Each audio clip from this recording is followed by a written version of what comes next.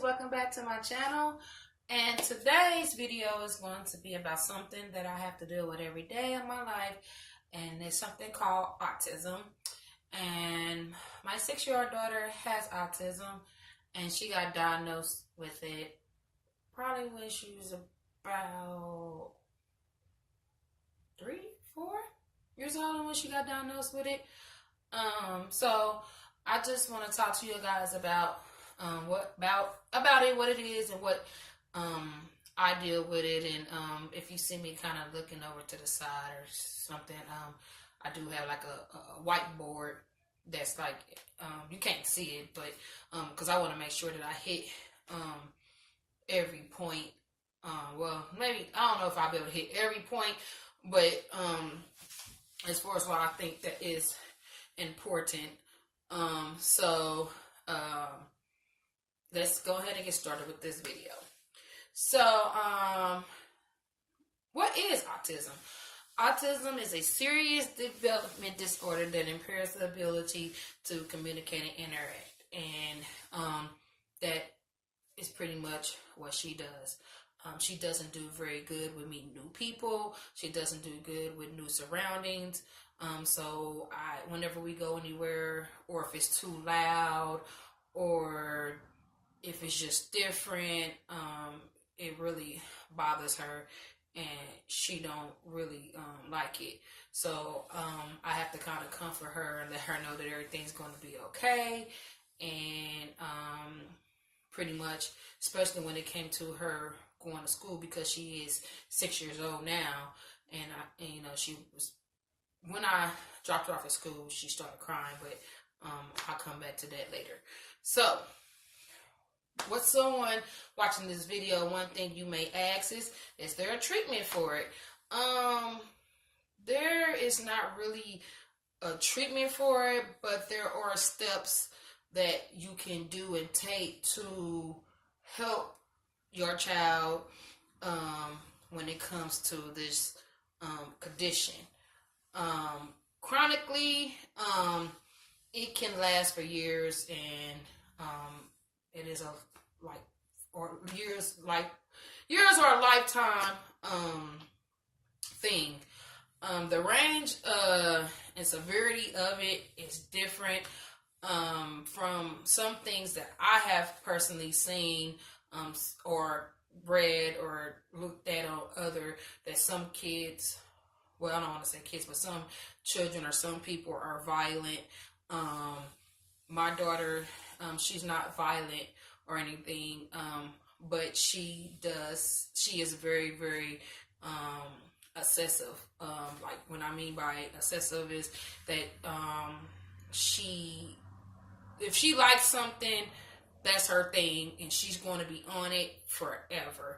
Like, that's her thing. Like, some things, like, she is so obsessed with it that I have to kind of take it away from her slowly. Otherwise, she's not going to be very happy with it.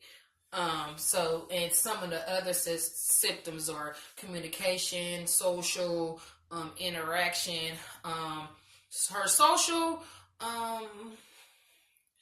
it kind of varies. She can talk, but there are some things that she may not understand, so you have to word what you say to her differently. Like, I can't just straight tell her to go do something, because she might not know exactly what I'm talking about. So instead of saying maybe like a 10-word sentence, I have to take that 10-word sentence and make it more like a 2-3-word sentence. Like, I just have to learn how to reword what I say to her.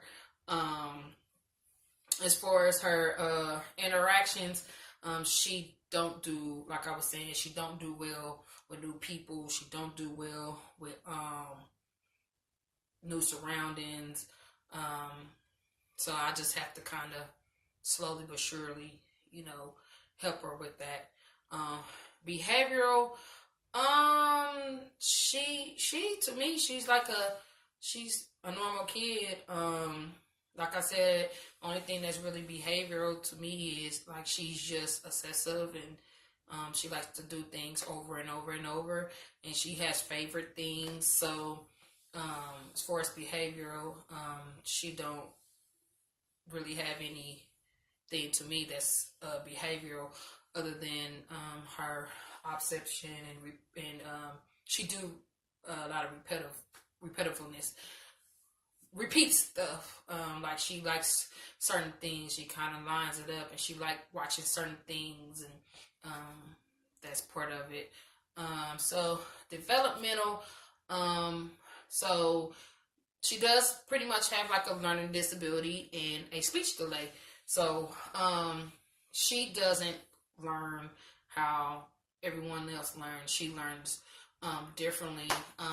Perfect example, when she was in kindergarten, when I was first taking her to kindergarten, because she's in kindergarten. At the school she goes to, there's a transitional and a traditional, and she was in the transitional kindergarten class, and now she's in the traditional. But in the transitional, with the learning part, like she didn't like sitting with the other kids, so she'll kind of, the teacher will let her pick wherever she want to sit at, and while she's sitting there in a different area, she's like spacing off or whatever, and you're thinking like she's not listening or not learning, and she's listening, she's learning, she's just listening and learning in her own way. And as far as her speech delay, like I was saying, like she can communicate, she just can't communicate very well. Like she don't really have a sense of fear. So I have to kind of tell her, like when it comes to like say like she's outside playing, I have to kind of make sure, like if the ball, say like she's playing and the ball goes out in the street, I have to, no, stop, Maya, so she won't just dart out in the street, because she don't have a sense of like if you go out in the street and if a car is coming, it's going to hit you and you can possibly get hurt. So I have to kind of help her with that. Some of the cognitives, let's see, it says, what I wrote down says interests are limited, and she has a problem paying attention. And pretty much, when I first had I have 3 children, and my son Za'Myaih, he's 11, and of course, my daughter I'm talking about, Za'Myaih, she's 6, and then my last child, she's 3. So at the time when I had Za'Myaih, Maya was 3, and Maya didn't even acknowledge Nene. It was just kind of like she was nothing, like didn't exist, and it was just, I ain't gonna lie, it was a little bothersome, because I'm like, man, she wouldn't interact with her or nothing. Now, of course, it's 3 years later, she's 6, so of course she plays with her sister, she loves her sister, and if her sister's not around or gone or whatever, she, Mama, where's Nene? Just like Nene, if Maya's gone, Mama, where's Maya? So yeah. Psychological, unaware of others' emotions and depressions, like I was just saying. Yeah, well, now, you know what, if I may shed a tear or something now, or if she see there's something wrong, she will say, what's wrong, Mama? And she may not know what's wrong, but she does know what crying is, stuff like that. But at first, she was very, when it comes to emotions and stuff, it's like, she didn't care. Like, it didn't mean anything to her. So, and the last thing, anxiety, change, and voice, sensory, sound, or tick. I think she does have anxiety, because she does paces back and forth. From what I was told, it's called rimming. Pretty much they're trying to release out some energy that they have, because they can't release energy how we release energy. And or she can't, I'm not going to say they, because I don't, when it comes to autism, every child is different. So my daughter, she paces back and forth, and that's how she releases her energy. And she kind of fidgets, and she can't really sit still too long. She has to kind of be moving, and just like, and then a lot of times, she'll be going to sleep, because she does have a bad time, because her school bus coming like 6 something in the morning. But pretty much she'll be up in the middle of the night, 4 or 5 o'clock in the morning, just up laughing, playing, maybe watching TV, but I can't really turn the TV off because she's scared of the dark, and plus she'll come and say, "Mama, TV," So, and she don't like loud noises and stuff. It really bothers her. She'll cover her ears, and yeah, it's a learning experience for me. However, how I even found out about autism is because I have a friend. I've been friends with her for a very long time, and my friend, she has a son. He's older than my daughter. He's 13, and he has autism. And because I was been around my friend and kind of see how it is, that's how I kind of knew what autism was. Plus, you know how you watch TV and there's the commercials that tells you these are the signs of autism. So that's how I kind of knew and kind of was looking like, well, Maya does this and Maya does that. You know what I mean? So that's what kind of made me kind of knew that, she possibly could have had autism. So pretty much, yeah, I had her August 2014, August 18, 2014. She's my second child. And like I was saying, I noticed things when she was a baby, because before I had her, obviously I had another son, and he's 11, but at the time when I had him, I didn't have no other children, so he was doing everything. He rolled when he's supposed to roll, and sit up when he's supposed to sit up. He walked at like 11 months. So and plus, what they say, every kid is different, and every kid is different. So since every kid is different, you can have 10 kids, and this kid may do this, but this kid may not do this until a certain amount of age. So there's milestones that your children are supposed to reach by a certain age or whatever. However, and my son, he reached all these milestones, and then plus I didn't have another kid until he was 5 years old. So now Maya comes along, and I noticed that, whoa, she's not rolling over at 5 months, 6 months. Oh, she's not really sitting up. You know what I mean? So I kind of noticed some little things about her, and pretty much I took her to the doctor, and I told the doctor about, I felt like she had autism, and pretty much, when they're a baby, they like to wait till they're a little bit older, because, just because your kid is not rolling over or sitting up at this particular time don't necessarily mean that something is wrong with your child. It just means that your kid is not sitting up or rolling over at the time going off of milestones. So anyways, when she turned she was probably about 1, close to 2, is when they started letting me, or not letting me, but they told me about a speech therapist. And at the hospital she was going to, I was like, okay, so, we start seeing a speech therapist. But the only thing with the speech therapist, it was only for 6 months. And I'm like, 6 months ain't nearby enough time for a kid to learn everything that they need to learn as far as, the ABCs, 1, 2, 3s, things like that. So, of course, but, hey, whatever, to me, I felt as a parent, whatever it is that I can help for my child to be able to, get what she needs, hey, I'll take it. So, she did it, and she completed her 6 months, and, pretty much it was time for her to, pretty much there's nothing else I could do about it. So the teacher there told me about a center where I stay at. It's called Children's TLC, and she told me I can take them there. And this school is strictly for kids that has some kind of development. It was all kind of different children that was there. That had, some children had Down syndrome, some children was blind, some children couldn't hear. It was strictly a school for the visually impaired. So pretty much, I began taking her there, and she was seeing a speech therapist there once a week, and it was an hour long, and I sat in the classes with them for an hour, and I started really seeing her learning her animals, learning, like I was saying, her ABCs, her 1, 2, 3s, and I was just like, wow. like, yay, like, So then I was able, because they do have classroom settings, so I was able to get her. I really wanted her to go there full time, but she ended up going part time. But to me, part time is better than nothing at all. So she would go to school from 12 o'clock in the afternoon to about 3:30. And at the job I was working at, I was off on certain days, and I kind of worked with my schedule, so I was able to drop her off and pick her up on these certain days. So then, so she went there all the way up till she was about 5 years old, and now it's time for school. So here's the part that is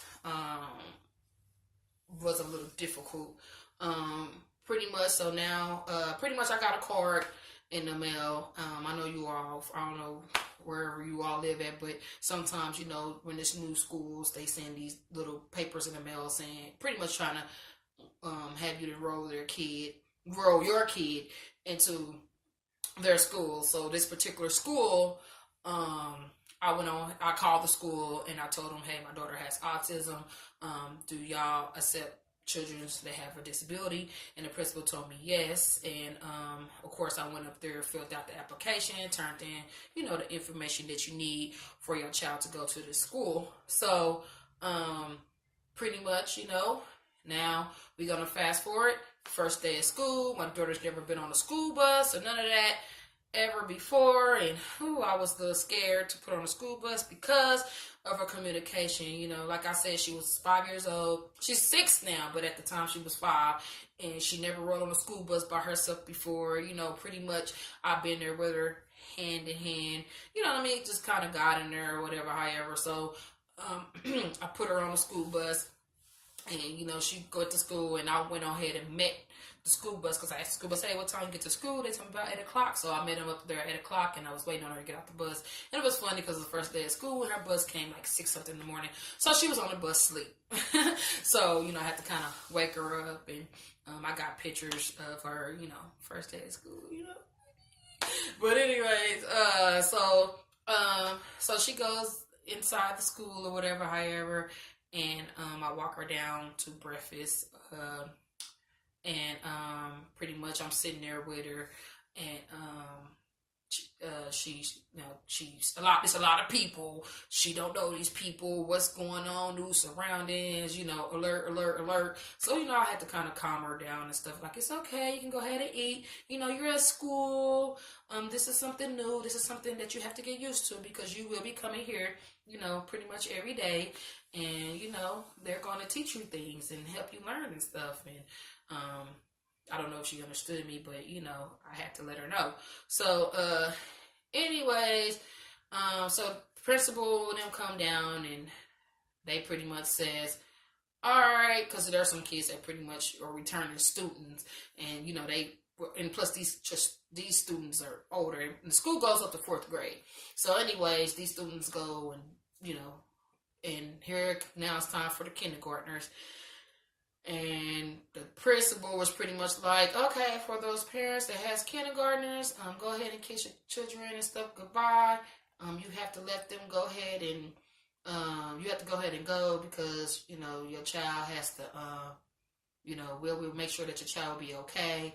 And I just started crying, because she was kind of crying, because she didn't want me to leave her. It's a new surroundings, and I know what she's going through, but there's nothing I can really do, because she does have to learn independence. You know what I mean? So pretty much I go upstairs and I talk to her teacher, and I tell the teacher, hey, she has autism. She may ignore you. She may not listen to you. She may kind of space off, just pretty much telling her about everything that she does, and let the teacher know that this is what's going on with my daughter. And the teacher was very understandable, and pretty much I just told her so she can have a better understanding what's going on with her. And yeah, Maya, it was tough for her, because like I was saying, new surroundings, new people. I don't know this lady. Who is she? She did have a very hard time sitting down and stuff. So anyways, long story short, she does see a speech therapist that actually have at the school teachers and stuff for strictly learning disabilities. And she does see a speech therapist, and she does see an occupational therapist. And they teach her how to use scissors, teach her how to draw circles, triangles, things like that. And my daughter, I'm so proud of her. She have came a very long way. Yay, Za'Myaih! So I'm very proud of my baby. Like I said, there are still some things that she struggles with, but I thank God for her every day. And I just wanted to go ahead and make this video because I am starting a channel. For those of you who are on the outside looking in, you may notice or may have questions like, well, I notice she kind of spaces off, or she don't want to be in the camera, or may have certain questions and stuff that's going on. And I'm going ahead and make this video so that therefore this will pretty much answers you all questions. So I would like to thank you all for tuning in to my channel. This is my life, Dinish's life. This is just one of my daily things that I deal with in my life. And like I said, yes, my daughter has autism, but I would not let autism define her or defeat her. I'm going to continue to be the best mom that I can be. She does have a great support system. I am not with her biological dad, but her biological dad does the best that he can to help her with that. And as long as she has love and support, I believe that my daughter can excel. I believe that she may live with autism for the rest of her life, but it don't have to control her life, if you all know what I mean. So again, thank you for taking the time out to watch this video. And if you like this video, go ahead and give it a thumbs up, comment. And for those of you out there in the world, if you have a child that has autism, what do you do? What kind of condition, or what is it that what are your struggles, and what is it that you do to deal with autism? And go ahead and just leave a comment down below and let me know. I would love to hear you all stories, because I know that I'm not the only person that's going through this, and I just want to hear what y'all going through. And maybe there's some things that you doing that I can help with my child. So again, thank you for watching this video, and you all have a nice day. Until next time, this is Dinish's Life. Bye.